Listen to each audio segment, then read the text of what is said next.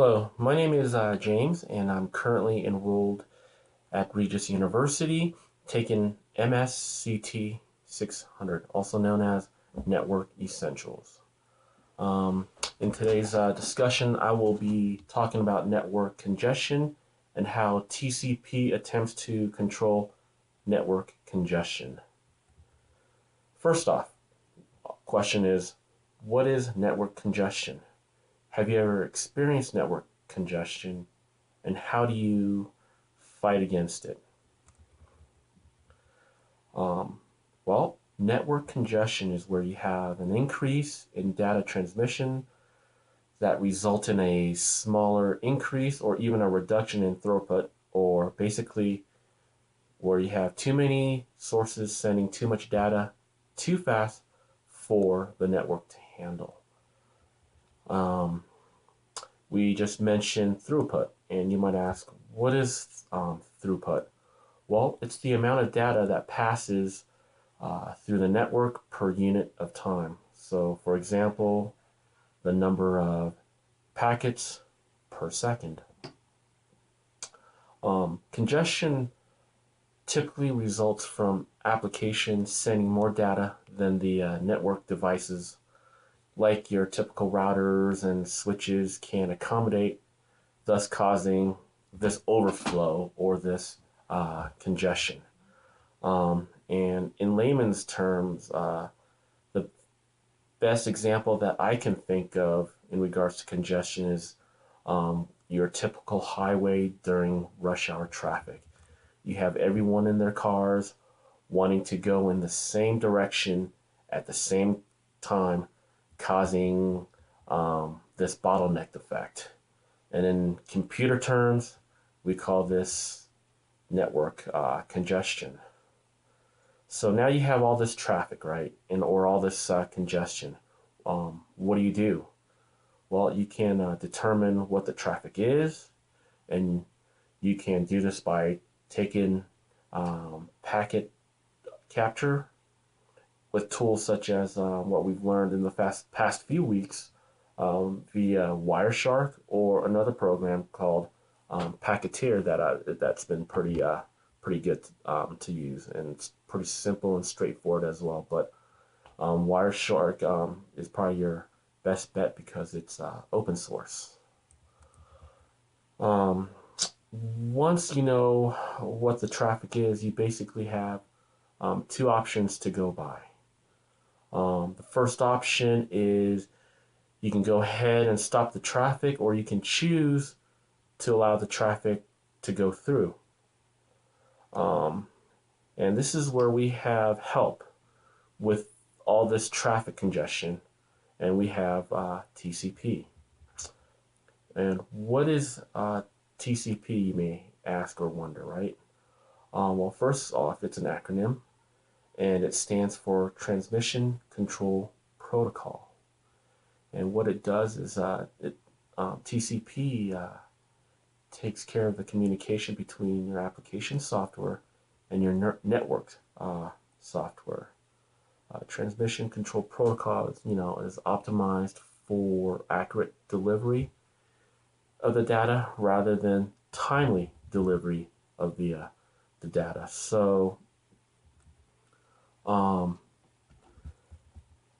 TCP is also responsible for breaking down data into IP packets before they are being sent, and then also for the assembling of the packets when they arrive at their intended destination. Um, you may wonder why. Hey, why do we even care about this congestion in our networks? Why even bother, right? Well, it's actually very crucial and very important because you have businesses, you have consumers, you have customers, you have even governments um, that rely on these services. And if these services come to a stop, everything that I mentioned comes to a stop, like businesses, governments and whatnot. So it's very important to understand what causes these congestions and how we can alleviate the network congestion. So that's why we have TCP as a congestion control protocol. Um, and TCP basically has four algorithms in place that help with this congestion. The first algorithm we will call the slow start algorithm. And this algorithm is accomplished by the return rate of acknowledgments from the receiver by increasing the TCP congestion window each time the acknowledgement is received. So basically what this means is the sender initializes the congestion windows, acknowledgments will be received, and as the congestion window gets bigger, the sender then identifies that congestion has occurred and drops the congestion window back to its original starting value. And this process will start over and over again. Secondly, we have what you call the congestion avoidance algorithm, which is used to slow the transmission rate when the network is forced to drop one or more packets during slow start due to an overload. So here the algorithm is built so that it can find the upper threshold at which data can be sent without congestion happening.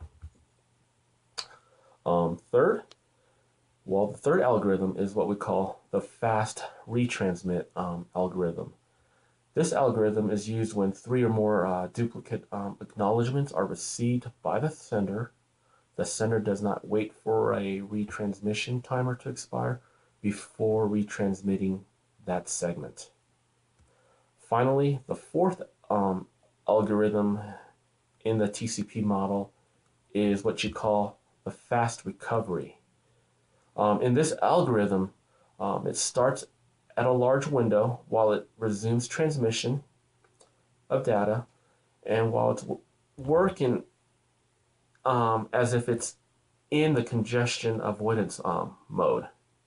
So this algorithm allows for higher throughput under the condition of only moderate congestion. So this knowledge is the sender uses the congestion avoidance algorithm without starting back at the beginning point or the start point of the slow start algorithm. So it kind of has a I don't know what you want to how you want to put it, but it's at a faster rate basically. And there you have it. That is an explanation of network congestion and how TCP controls this congestion at a high level. Again, thank you. My name is James, and thank you for your time in viewing my video. Have a great day.